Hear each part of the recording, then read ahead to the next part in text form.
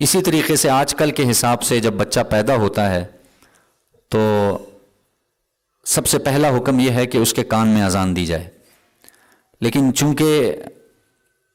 بس کیا کہیں، اللہ کی طرف سے یہ ہے، مسائل ہوتے ہیں، ڈاکٹر حضرات کہتے ہیں بھئی اس کو فی الوقت 3-4 دن 5 دن ہفتہ اس کو نہلانا نہیں ہے، پاک جسے ہم کہتے ہیں، وقتی وہ پٹیوں کے ذریعے سے صفائی وغیرہ کر دیتے ہیں لیکن بچہ پاک نہیں ہوتا۔ پاک تو ویسے اس حساب سے ہمارے اس میں پاک نہیں ہوتا،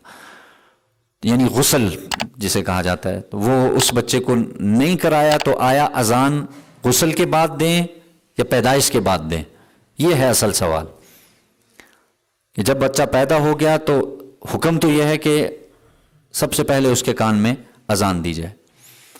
تو آیا وہ اذان پاکی کے بعد؟ کیونکہ آپ نے دیکھا ہاسپٹل وغیرہ میں تو یہ ترتیب ہے کہ وہ صاف کر کے حوالے کر دیتے ہیں، یہ لے جائیں، لیکن 3-4 ہفتہ آپ نے اس کو نہلانا نہیں ہے، ابھی بچے میں کوئی بھی کمزوری یا کوئی بھی مسئلہ ہے۔ تو اس میں علماء کرام یہی فرماتے ہیں کہ حدیث میں نہیں آیا کہ بچہ جب پاک ہو جائے تو اذان کہو، وہاں یہ ہے کہ جب بچہ پیدا ہو تو پھر اس کے کان میں اذان، دائیں میں اذان، بائیں میں اقامت۔ تو اس لیے علماء کرام فرماتے ہیں یہ حکم ہے، لہٰذا پاک ہونے کا انتظار نہ کیا جائے، غسل کا انتظار نہ کیا جائے، بچہ جیسے اس دنیا میں آ جائے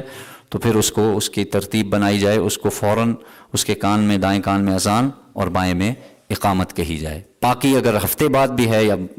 5 دن بعد ہے، اس کا اس سے کوئی تعلق نہیں۔ اللہ تعالیٰ سے دعا ہے اللہ تعالیٰ سمجھنے کی، عمل کی توفیق نصیب فرمائے۔